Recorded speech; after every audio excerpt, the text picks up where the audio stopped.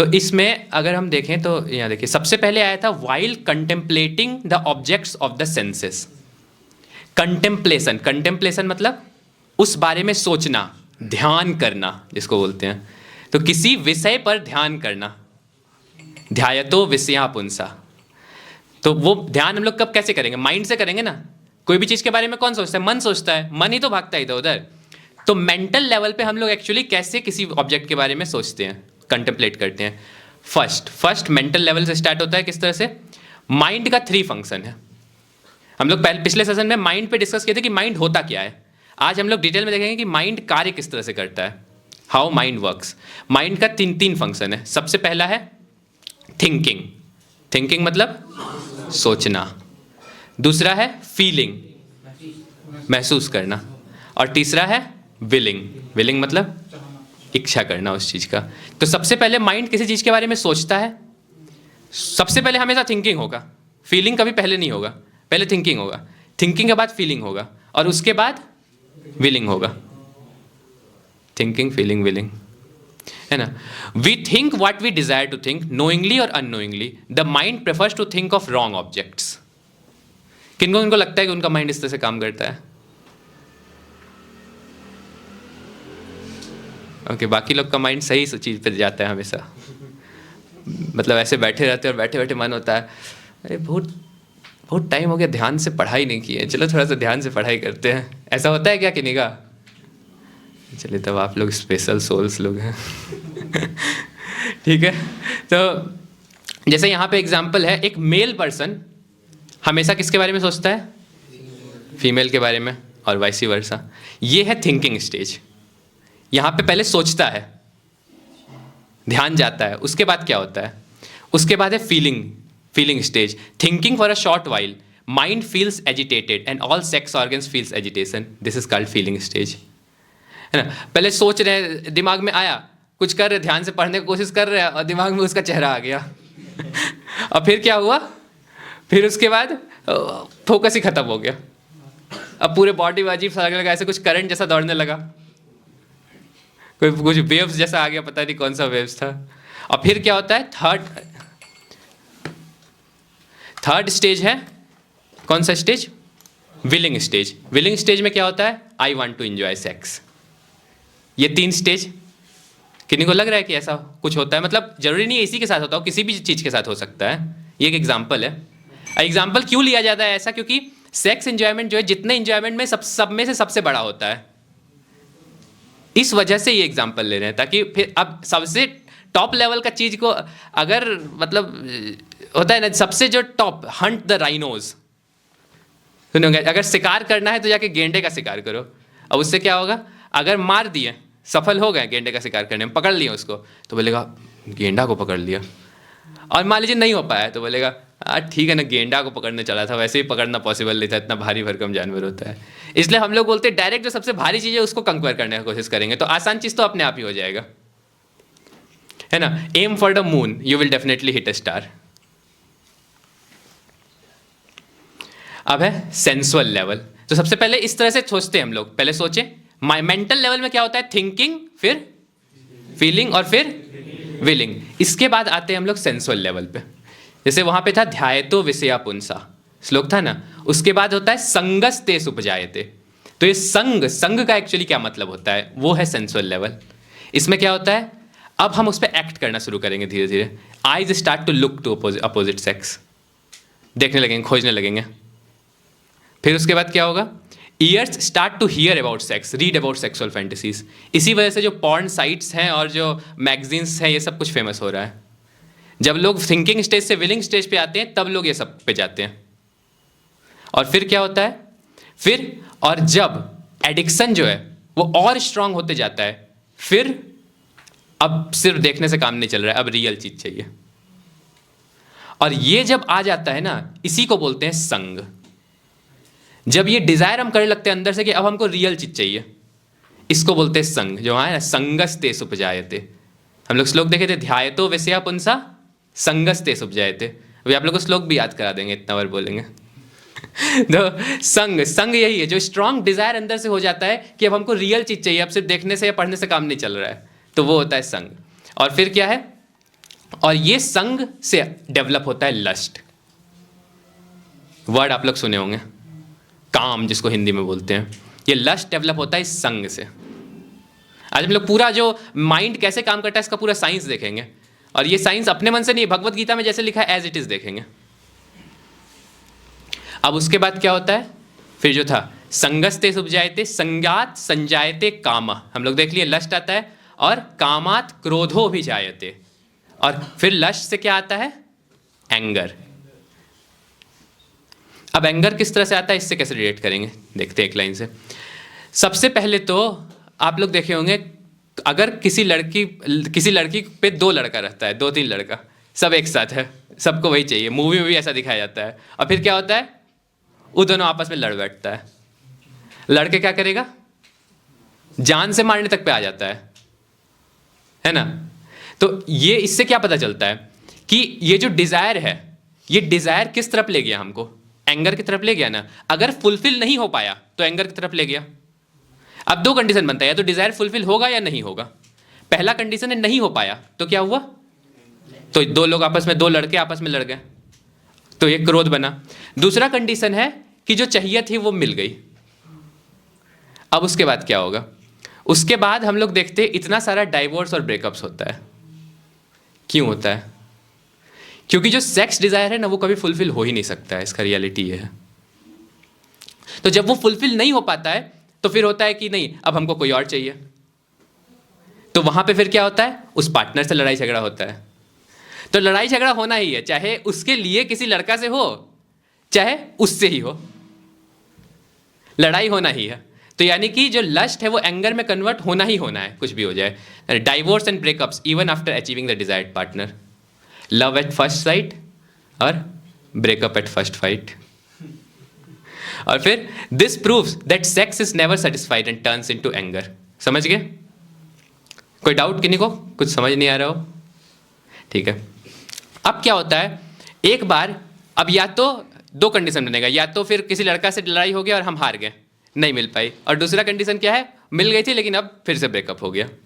अब क्या होगा, in such fallen condition the person keep searching for sex partner one after another and can not live without the poison of sex. This is called सम्मोह और delusion. क्रोधाद भवति सम्मोह। ये क्रोध एक बार जब आता है तो क्रोध से सम्मोह पैदा होता है कि अब वो खोजना शुरू करेगा फिर से, और दूसरा, तीसरा, चौथा, ऐसे ही करते जाएगा और वो अपना जीवन बर्बाद कर लेगा उसी के चक्कर में। फिर आप समझ रहे, इतना देर में वो अपने गोल को भूल चुका है। वो किसी गोल को लेके था कि मुझे जीवन में ये करना है, ये अचीव करना है। कोई हो सकता है कोई स्टार्टअप कर रहा हो अपना, उसको था कि कंपनी को अभी यूनिकॉर्न बनाना है, उसका वो गोल टूट चुका है। वो कोई कंपटीशन का तैयारी करने गया था, वो कोटा गया था जेई का तैयारी करने, लेकिन वहां जाके कुछ और कर रहा है। वो ये जो साइकिल है भगवद गीता का 2.6263 इसमें फंस गया है। कोई हो सकता है यूपीएससी का तैयारी करने गया था। अब मूवी में कैसा दिखाया जाता है इसको, यही तो जीवन है। आप सोचिए रियल लाइफ में आप खुद रिलेट कीजिए ना, क्या होता है, क्या वो अपने गोल तक पहुंच पाता है, वैसे केस में नहीं पहुंच पाता है। तो अब क्या होता है, अब वो एक के बाद दूसरा, तीसरा, यही खोजते रह जाता है, और उससे क्या होता है, forgets all good advice both medically and scripture. Medical advice क्या है, जो पिछले सेशन में आए होंगे उनको समझ आ गया होगा।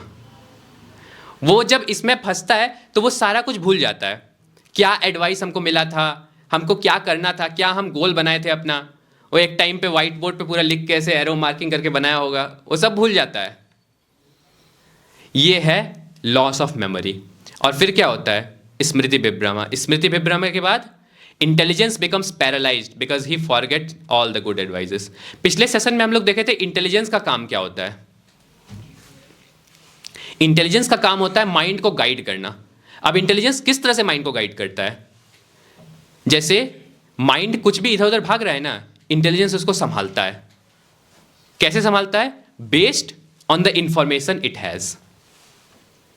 जब हम इंटेलिजेंस में राइट इंफॉर्मेशन को डालते हैं तो उससे इंटेलिजेंस के पास ताकत आता है, और जब हम इंटेलिजेंस में सही इंफॉर्मेशन नहीं डालते हैं, सिर्फ कचरा भरते जाते हैं, जैसे आजकल 4 घंटा 5 घंटा तो शॉर्ट्स देखने और यूट्यूब रील्स देखने में निकल जाता है ना, तो वो क्या, वो इंफॉर्मेशन अगर दिमाग में जा रहा है तो इंटेलिजेंस तो मेरा पहले ही पैरालाइज्ड है। तो इंटेलिजेंस अगर पैरालाइज्ड है तो वो कैसे माइंड को संभाल पाएगा। माइंड जब इधर उधर भागेगा तो इंटेलिजेंस को उसको पकड़ना है ना, लेकिन क्या हुआ, अब इस चक्कर में इंटेलिजेंस उसका पैरालाइज्ड हो गया। अब क्यों हुआ? क्योंकि वो सारे अच्छे एडवाइस को भूल चुका है, अच्छी बातों को भूल चुका है। और फिर क्या होता है? Determination becomes most flickering, this is called बुद्धिनाश। और जब ये सिचुएशन आ जाता है किसी के साथ, तो उसका डिटर्मिनेशन फिर पूरी तरह से खत्म हो जाता है। वो पहले जो डिटरमाइंड था अपने गोल को लेके, अब वो बिल्कुल भी डिटरमाइंड नहीं रहता है। और फाइनल स्टेज क्या है? Full destruction, both materially and spiritually. Spiritually कैसे? जैसे ये दो तरह का डिस्ट्रक्शन इसके बाद होगा, स्पिरिचुअल डिस्ट्रक्शन और जो मटेरियल डिस्ट्रक्शन। स्पिरिचुअल डिस्ट्रक्शन क्या होगा कि उसको अब क्योंकि वो गलत कार्य करने लगा, तो जो इसको स्पिरिचुअल आनंद मिलना था, भगवान के साथ रिलेशन में एक आनंद मिलना था, स्पिरिचुअल ब्लिस जिसको बोलते हैं, वो अब उसको नहीं मिल पाएगा बहुत टाइम तक। क्यों? क्योंकि अब वो उसी में भटकता रह जाएगा, उसी में फंसा रह जाएगा, वो ध्यान ही नहीं देगा इस तरफ। और फिर क्या होगा? Second, material punishment. किस तरह से? अगर कोई गलत कार्य में लग रहा है तो उसका कार्मिक रिएक्शन तो उसको मिलेगा ना, कर्मा का रूल, कर्मा रिटर्न्स बैक, सुने होंगे। तो ये चीज उसको फिर उसके वजह से उसको प्रॉब्लम आएगा लाइफ में। ठीक है? क्या किनको समझ में आया यहां तक कि बहुत ज्यादा भारी हो गया? डायरेक्ट भगवत गीता से लिए, ज्यादा भारी तो नहीं हो गया?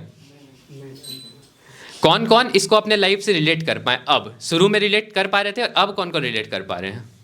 जब हमको लड़ने जाना है तो पहले एक अंदाजा लगाते हैं ना, जो सामने सेना लड़ने आने वाली है उसका ताकत कितना है। तो शास्त्र में बताया गया है कि ये जो एनिमी है ये कितना पावरफुल है। सबसे पहला, material desires that disturb our mind are very strong. इस चीज को तो हमको मान के चलना होगा। इतना आसान नहीं होता है कि मन में कुछ आया करने के लिए और हम तुरंत उससे लड़ के उसको मना कर दे। इतना आसान नहीं होता है। वो हमसे करवा के ही रहता है, ऐसा लगता है कि हमको कोई बांध दिया और पकड़ के खींच रहा है। वो ऐसे नहीं होता है कि एक बार बोल दिया कि नहीं हमको ये नहीं करना और फिर भूल जाएगा। डिलीट नहीं हो पाता इतना आसानी से। और उसमें से सबसे स्ट्रॉन्गेस्ट होता है सेक्स इंपल्स। मटेरियल डिजायर अपने आप में स्ट्रांग है, इसमें से सबसे स्ट्रांग है सेक्स इंपल्स। और ये कितना स्ट्रांग है इसके बारे में बताते हैं चैतन्य महाप्रभु। पिछले सेशन में हम लोग देखे थे चैतन्य महाप्रभु कौन है? वो स्वयं भगवान कृष्ण है। वो क्या बताते हैं? बंगाली में लाइन है, दारू प्रकृति हरे मुने रपी मन। दारू मतलब वो दारू शराब को बात नहीं हो रहा है। संस्कृत में दारू बोलते हैं लकड़ी को, दारू ब्रह्म, लकड़ी को बोला जाता है दारू। तो इसमें बताया जा रहा है कि एक इसका ट्रांसलेशन पढ़ लेते क्लियर हो जाएगा। Even a wooden form of women can steel the mind of a thoughtful says. Thoughtful says, आप समझिए, हम लोग सेज नहीं है। जो ऋषि जो कि माइंड को कंट्रोल करने में पूरा फोकस्ड है, उनका माइंड डिस्टर्ब कर सकता है कौन? एक लड़की, लकड़ी की लड़की गुड़िया। जैसे हम लोग देखते हैं दुकान में जाते हैं, कपड़ा के दुकान में लगा रहता है, वो क्या है? वही है ना। अभी का प्लास्टिक का जमाना आ गया, ये लकड़ी का बताए, उसमें प्लास्टिक नहीं चलता था ज्यादा। मैनिकन बोलते हैं ना। तो वो उससे भी माइंड डिस्टर्ब हो सकता है। तो असली लड़की का तो फिर छोड़ दीजिए। फिर वो ये भी बताते हैं कि one should be scared of women just as one is scared of snacks.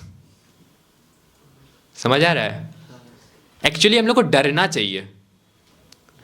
जब तक पिछले सेशन में हम लोग फियर का इंप्लीमेंटेशन देखे थे।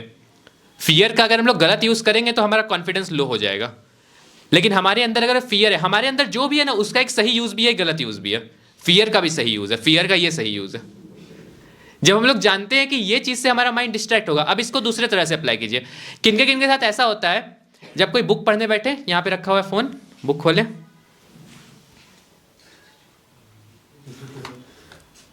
पांच ही मिनट, ज्यादा नहीं, फिर रख दिया। फिर 2 मिनट बुक हुआ, फिर 5 मिनट फोन हुआ, फिर 2 मिनट बुक, 5 मिनट फोन। किनके साथ हुआ? हाथ उठाइए। ओके, बहुत लोग के साथ होता है।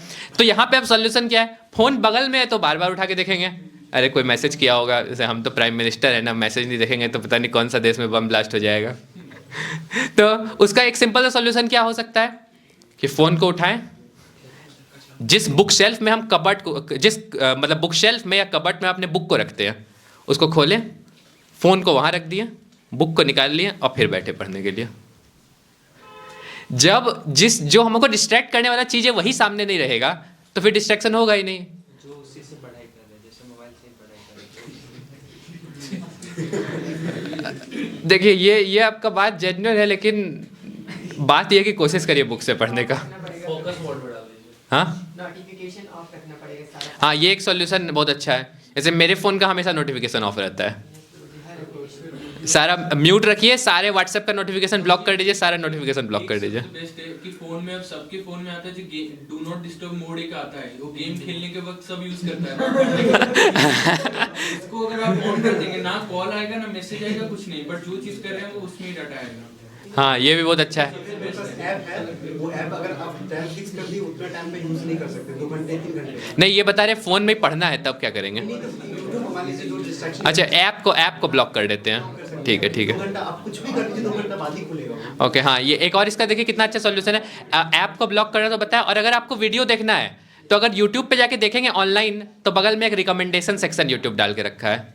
वो डाला ही इसलिए गया है ताकि हम डिस्ट्रैक्ट हो। एक्चुअल उसका पर्पस यही है, तो वो तो अपना पर्पस फुलफिल कर रहा है ना। वो इसीलिए डाला गया है क्योंकि यूट्यूब हमसे पैसा तो नहीं लेता है, लेकिन फ्री तो कोई चीज़ नहीं होता है दुनिया में। तो उसका पैसा है हमारा टाइम। हमारा टाइम को वो एज अ पैसा यूज़ करता है, इसीलिए वो रिकमेंडेशन वाला सेक्शन रखा है ताकि हम उस पर टाइम बिताते रहें। लेकिन हमको उससे बचना है तो क्या कर सकते हैं? सिंपल सॉल्यूशन, वीडियो देखने से पहले डाउनलोड कर लीजिए। नेट उतना ही लगना है, आप चाहे ऑनलाइन देखें चाहे डाउनलोड करके देखें। डाउनलोड करिए, इंटरनेट ऑफ कर दीजिए, देखिए, फिर उसके बाद देखने के बाद आपका स्टोरेज भर रहा है, वीडियो डिलीट कर दीजिए। ये सॉल्यूशन हो सकता है ना। तो ये छोटा छोटा सा चेंजेस है, इसको अगर अप्लाई करेंगे तो क्या होगा? ये हमारा प्रॉब्लम कहीं ना कहीं सॉल्व होता जाएगा।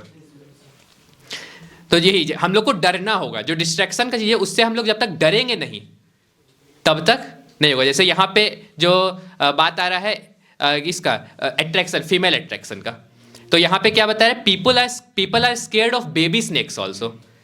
जैसे आया था ना, हम लोग को किसी फीमेल से उस तरह से डरना चाहिए जैसे कि हम सांप से डरते हैं। सांप आ जाता है तो कैसे भागते हैं, उस तरह से हमको भाग जाना चाहिए। इसीलिए यहाँ पे इनफैक्ट शास्त्र में ये बताया गया है ना कि one should not have very intimate association even with one's daughter, sister और मदर। ये सुन के कैसा लग रहा है? मतलब शास्त्र में ये बताया गया कि अपनी माँ, बहन और बेटी जो होती है उनके साथ भी ज़्यादा क्लोज एसोसिएशन नहीं करना चाहिए। ये सुन के आपको अजीब लग रहा होगा, नहीं लग रहा है? तब अच्छा है। अगर किन्हीं को लग रहा है अजीब ना, तो नेक्स्ट स्लाइड देख के उनको विश्वास हो जाएगा कि ये बात क्यों लिखा गया है शास्त्र में। प्रूफ दैट वैदिक टीचिंग्स आर इनफॉलिबल। आपको डेटा दिखाते हैं क्या हो रहा है अभी हमारे समाज में। 1 in 8 girls and women raped और सेक्सुअली असॉल्टेड बिफोर एज 18। आप हालत समझिए। 18 साल से पहले 8 में से 1 वुमेन का सेक्सुअल असॉल्ट हो जाता है। और ये मेरा अपना डेटा नहीं है, आप बगल में देखिए, हम स्क्रीनशॉट लगा दिए हैं। ये डेटा यूनिसेफ का है। नाम सुने होंगे, नहीं तो फुल फॉर्म सर्च कर सकते हैं गूगल पे। Around 1 in 11 boys and man are also victim. यानी सिर्फ फीमेल का ही नहीं होता है, लड़के का भी हो सकता है। और 1 women reports a rape every 15 minutes in India. ये वो केसेस है जो रिपोर्ट होते हैं। सोचिए अनरिपोर्टेड कितने जाते हैं, कितने फैमिली वाले जो डरते हैं रिपोर्ट करने से। हर 15 मिनट में एक रेप का केस रिपोर्ट होता है इंडिया में। और क्या यूएस में हर 1 से 2 मिनट में एक रेप का केस रिपोर्ट होता है। ये क्लास कितना देर से चल रहा है? सोचिए इतना देर में कितना रेप हो चुका है। और क्या, वुमेन ऑफ एज 16 to 19 आर 4 times more likely than the general population to be victim of rape or sexual assault। आप समझिए क्यों बना किया गया है कि जो छोटे होते हैं उनसे भी बचना है। और क्या, 33% ऑफ वुमेन जिनका रेप होता है वो सुसाइड कर लेती है। क्या हम ऐसा देखना चाहते हैं? इसको प्रोग्रेस हम बोल रहे हैं? हमारा प्रोग्रेस हो रहा है क्या इस तरह से? 33% मतलब 1 in 3 अगर वुमेन का रेप हुआ तो उसमें से 1 जाके सुसाइड कर लेगी। और क्या, लास्ट वाला पढ़िए डेटा, अपने से पढ़िए।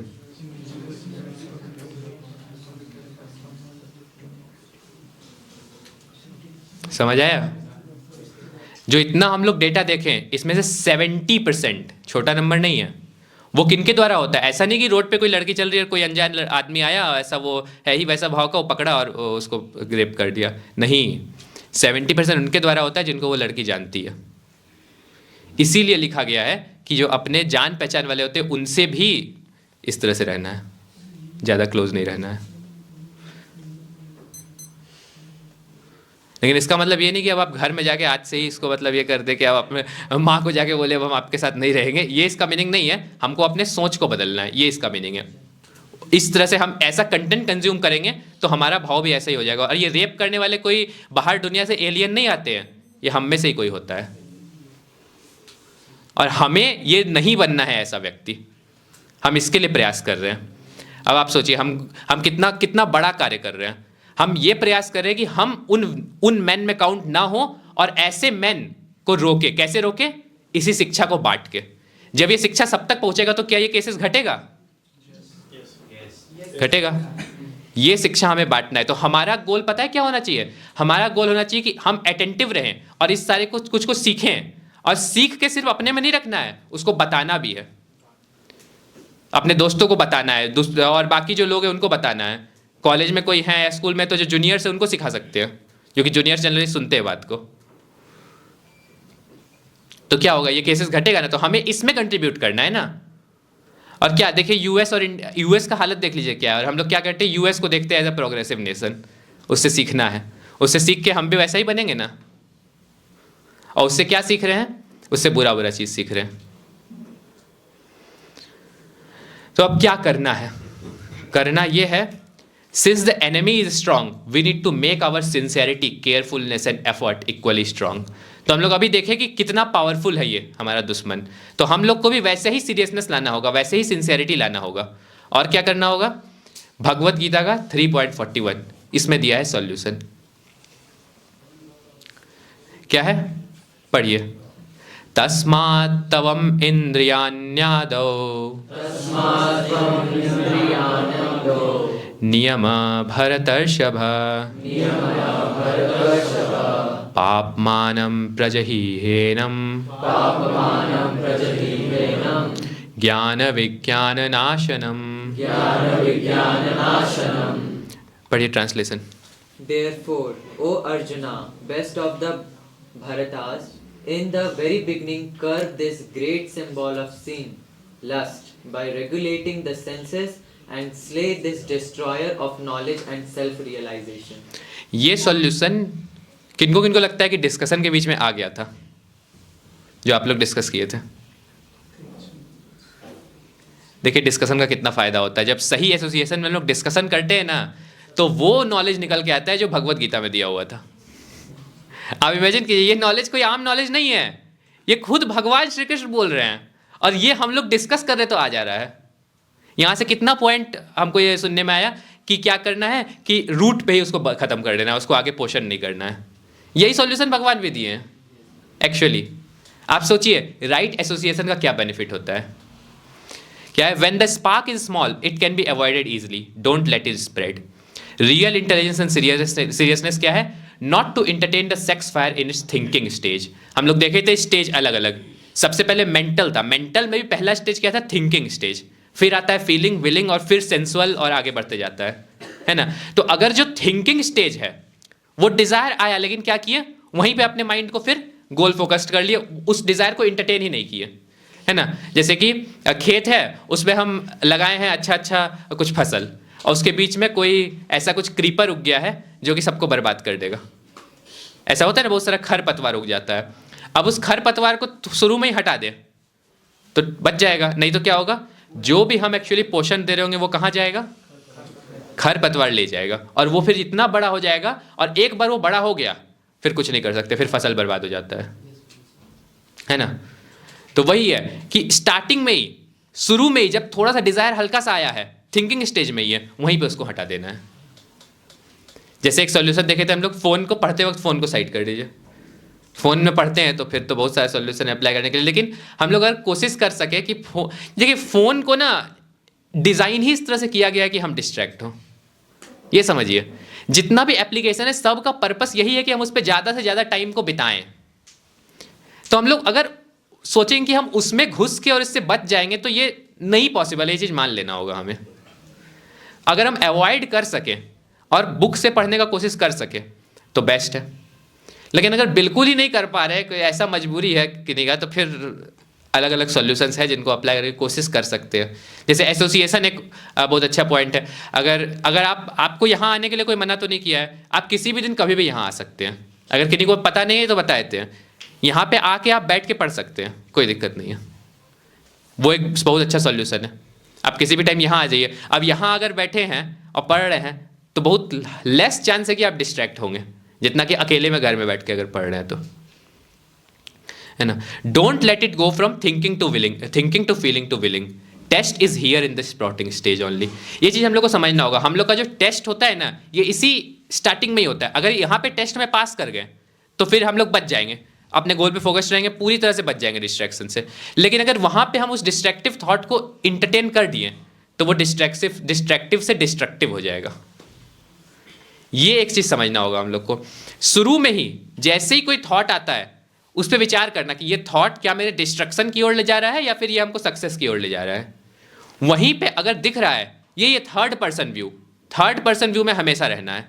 जैसे ही हम थर्ड पर्सन व्यू में चले जाते हैं हम लोग को एक्चुअली दिखने लगेगा कि ये जो थॉट है ये हम लोग को किस ओर ले जा रहा है। जब तक हम लोग फर्स्ट पर्सन व्यू में देख रहे हैं तब तक हमको लगेगा कि वाह कितना मज़ा आएगा, बस मज़ा दिख रहा है। लेकिन जब हम थर्ड पर्सन में जाते हैं तब दिखता है कि ये मज़ा जो है ये थोड़ा सा पार्ट था, ये तो बस टिप ऑफ द आइसबर्ग था। आइसबर्ग जो नीचे में पूरा इतना बड़ा सा है वो तो फिर सजा का था, वो हमको बाद में दिखाई पड़ता है। लेकिन ये दिखाई कब पड़ेगा? जब हम थर्ड पर्सन व्यू में जाएंगे, अपने पीओवी को चेंज करेंगे, है ना। तो थर्ड पर्सन व्यू में जब हम जाके देखेंगे और उस टाइमलाइन में देखेंगे तो एक्चुअली हम सही डिसीजन ले पाएंगे। ये हमेशा याद रखिए। और ये चीज़ कब हम कर पाएंगे? जब हमको राइट इंटेलिजेंस होगा। और राइट इंटेलिजेंस दो चीज़ से आएगा, एक तो एसोसिएशन जिस पे हम लोग डिस्कस किए, और दूसरा बुक्स। हम लोग पिछले सेशन में बुक्स का इंपॉर्टेंस देखे थे। श्रील प्रभुपाद का बुक्स है जिसमें ये सारा नॉलेज जो है ना ये उन्हीं बुक्स से लिया हुआ है। या अपने मन से कहाँ से लाएंगे? मेरा कोई इंटेलिजेंस इतना तो है नहीं कि अपने मन से मेरे दिमाग में सपना आएगा, ओके भगवान आए सपना वैसे रिवील किए ज्ञान, ये सब कुछ नहीं होता है। वो बुक्स को पढ़े तो उसमें ये सब था लिखा हुआ। आप भी वही करेंगे, बस बुक्स को पढ़ेंगे, ये सॉल्यूशन मिलते जाएगा। और जब हम डेली रेगुलरली बुक्स को पढ़ते रहेंगे तो क्या होगा? हमें पर डे रिवीजन होते रहेगा। हमारा एक आदत है, हम एक दिन किसी चीज़ को पढ़ लेंगे ना, दूसरे दिन भूल जाते हैं, दूसरे दिन नहीं भूले तो तीसरे दिन भूल जाते हैं। लेकिन अगर रेगुलरली, जैसे आप लोग बोले कि ठीक है आज से मैं ये पढ़ लेता हूँ, क्या पढ़ लेता हूँ कि मैं 10 मिनट, ज़्यादा नहीं, सिर्फ 10 मिनट दूंगा। किस चीज़ में? बुक्स को पढ़ने में। ज़्यादा नहीं देना है, 10 मिनट ही देना है। 10 मिनट अगर आप उस बुक्स को पढ़ेंगे तो आपका जो दिन का 10 घंटा है वो बच जाएगा। अब सोचिए क्या ये अच्छा ट्रेड नहीं है? 10 मिनट के आपको एक ऐसा एक्टिविटी करना है जो कि आपके जनरल शेड्यूल से थोड़ा अलग है, और उससे आपके जनरल शेड्यूल में 10 आवर्स का एफिशिएंसी बढ़ जा रहा है। सोचिए किन के पास बुक्स है? ओके, मैक्सिमम लोगों के पास है, बहुत अच्छी बात है। तो हम सबको आज से ये कर लेना है, क्या एक वॉल ले लेना है कि हम 10 मिनट्स एटलीस्ट पढ़ने में लगाएंगे, चाहे कुछ भी हो जाए। और कोशिश क्या करेंगे कि हम दिन में सबसे पहले शुरुआत ही इनको पढ़ के ही करें। उससे क्या होगा? शुरू में ही ना युद्ध में जा रहे हैं तो अस्त शस्त्र लेके जाएंगे ना। दिन भर जो है मेरा, ये जो दिन भर है यही है हमारा युद्ध, यही है हमारा फाइट। दिन भर फाइट करना है तो दिन का स्टार्टिंग ही अच्छे से करेंगे। तो दिन के स्टार्टिंग में अगर 10 मिनट चैंटिंग कर लेते हैं तो माइंड फोकस हो गया। अब वो 10 मिनट बुक्स में लगा दिया तो राइट इन्फॉर्मेशन आ गया। अब फिर उससे क्या हुआ? 20 मिनट लगा के जो आगे का 24 घंटा बीतने वाला है, 23 घंटा 40 मिनट, वो हमारा अच्छा हो गया। Overall program to control mind. अब देखिए बहुत अच्छा यहाँ पे पॉइंट आएगा। Thinking can not be stopped. सही बात है, सोचना हम लोग रोक नहीं सकते हैं, but it can be replaced. Replacing the higher taste by replacing the lower taste by higher taste, ये हम लोग देखे थे पिछले सेशन में। वही हाइयर टेस्ट से हम लोग इस थिंकिंग को भी रिप्लेस कर सकते हैं। कैसे? जैसे आंख है, आंख को क्या कर सकते हैं? From sex agitating material beauty to super excellent spiritual beauty of Lord Krishna. जैसे यहाँ पे देख सकते हैं आप लोग भगवान को, भगवान का अल्टर है, भगवान का विग्रह है, मंदिर में जाएंगे अलग अलग विग्रह है, फोटोज, इतना सारा है, उसको देखिए। तो अब जब हम उसको देखेंगे तो अपने आप हमारा अट्रैक्शन बिल्ड हो जाएगा उधर से। तो फिर क्या होगा? जो बाकी छोटा मोटा फालतू अट्रैक्शन था उससे दिमाग हट जाएगा। तो चेंज हो गया। आइज को देखिए, हमको अपने सेंसेस को इंगेज करना है। जैसे यहाँ एक पॉइंट आया था, यहाँ पे किनका था कि सेंसेस को, हाँ आपका था ना, नाम क्या है आपका? ऋतिक प्रभु। इनका बहुत अच्छा पॉइंट था कि हमको सेंसेस को हमेशा इंगेज रखना होगा सही चीज़ों में, ये भी बोले थे आप। तो सही चीज़ों में इंगेज करेंगे तो अपने आप वो बुरी चीज़ों से हटते जाएगा। तो सबसे पहले आई सेंस को कैसे इंगेज करना है देख लिए, ब्यूटी को देखने में। सेकेंड क्या है, ईयर्स को, कान को कैसे इंगेज कर सकते हैं, भगवान के पैस टाइम्स को सुन के। एक्चुअली आप जब सुनेंगे ना कि भगवान श्री कृष्ण जब आए थे और वो भक्तों के साथ कैसा एक्सचेंजेस किए हैं, कैसा टॉक्स है, कैसा सब लीला है, तो वो इतना इंटरेस्टिंग होता है ना कि हम लोग फिर बाकी जो स्टोरीज हैं फालतू के, उनको सुनने में इंटरेस्ट खो देते हैं।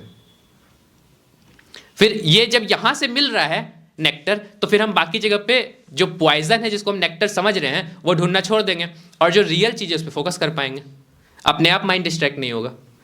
यह है ईयर्स का इंगेजमेंट। फिर नोज का इंगेजमेंट क्या है, नाक का हम लोग इंगेज कर सकते हैं किसमें, जैसे अभी आप लोगों को प्रसादम मिलेगा तो हो सकता है किन्हीं को आ रहा हो, खुशबू आ रहा है क्या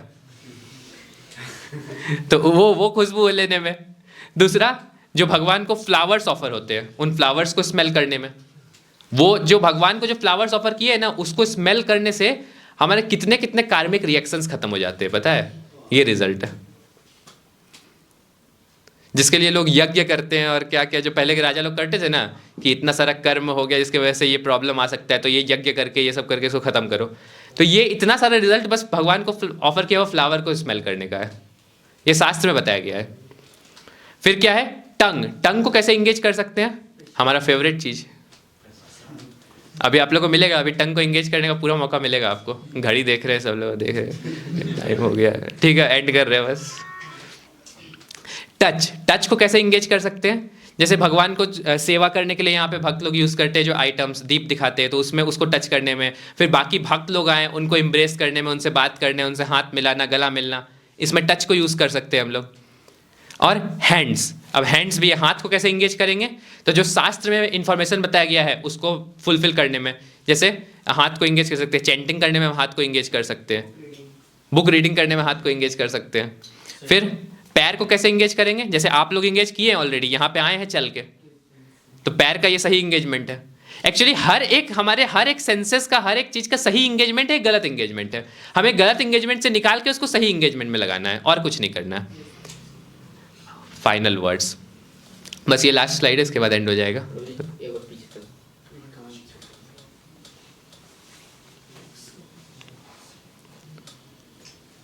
ओके, ठीक है, आगे बढ़ते हैं। फाइनल वर्ड्स क्या है, सिंसियरिटी, ये सबसे पहला पॉइंट शुरू से चला आ रहा है हमारा।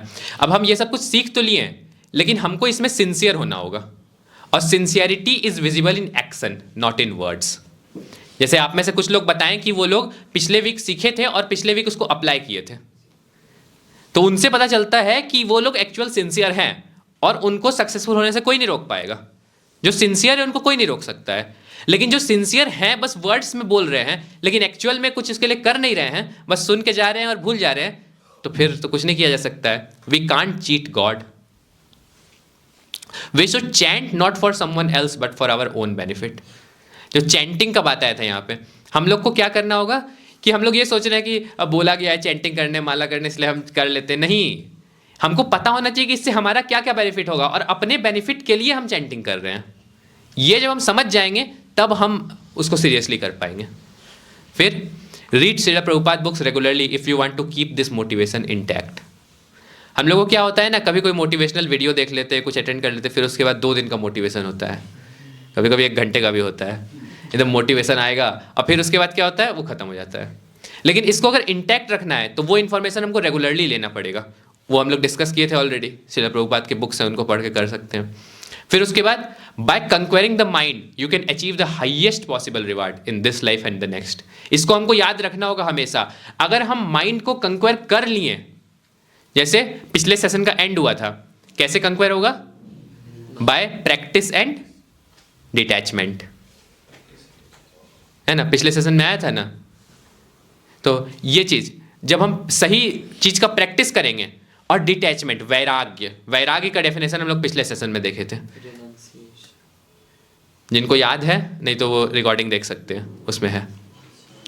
तो जब हम प्रैक्टिस करेंगे और इस तरह से जब हम माइंड को कंक्वेयर एक्चुअल में कर पाएंगे, तब क्या होगा, हम हाईएस्ट पॉसिबल रिवार्ड उससे मिल सकता है हमको, इसमें कोई डाउट नहीं है। फिर pray to God for help, ये हमको हमेशा याद रखना है। ये हम लोग पिछले सेशन में भी देखे थे। कुछ मन में आ रहा है, थॉट आ रहा है, जैसे आया ना स्प्राउटिंग स्टेज पे हमको थॉट को खत्म करना है, अब नहीं कर पा रहे, प्रे करना सिंसियरली, हे कृष्ण जी हम कोशिश कर रहे हैं, ये थॉट मेरे मन में आ रहा है, हम कोशिश कर रहे हैं इसको खत्म करने का, लेकिन नहीं कर पा रहे, आप प्लीज मेरा हेल्प कीजिए। ये प्रे कर सकते हैं ना हम हमेशा, ये चीज को हमको याद रखना होगा और ये प्रे करना होगा, pray to God for help. फिर उसके बाद sincerely try to withdraw the mind from the object of sense enjoyment and engage in devotional service. जैसे हम लोग पिछले सेशन में देखें, पिछले स्लाइड में देखें कि किस तरह से हम लोग एक्चुअली अपने सारे सेंसेस का सही यूज कर सकते हैं। तो गलत चीज से निकाल के सही चीज में लगाना, तो हमारा टाइम जो उधर जा रहा था डिस्ट्रैक्शन में, उससे कम ही टाइम लगेगा जब हम सही चीज में एंगेज करेंगे। लेकिन उसके वजह से हमारा जो फोकस्ड, क्योंकि हम फोकस्ड हो जाएंगे तो हम एफिशिएंट हो जाएंगे। यानी जितना पढ़ाई हम 10 घंटे में करते थे, उतना पढ़ाई अब हम 2 घंटे में कर लेंगे। आप सोचिए कितना एफिशिएंसी बढ़ गया। ये है सही डिसीजन लेने का तरीका। और always remember that there is no loss in this path. ये कहाँ लिखा है? भगवत गीता 2.40। तो हम लोग सेशन को एंड करते हैं इसके साथ।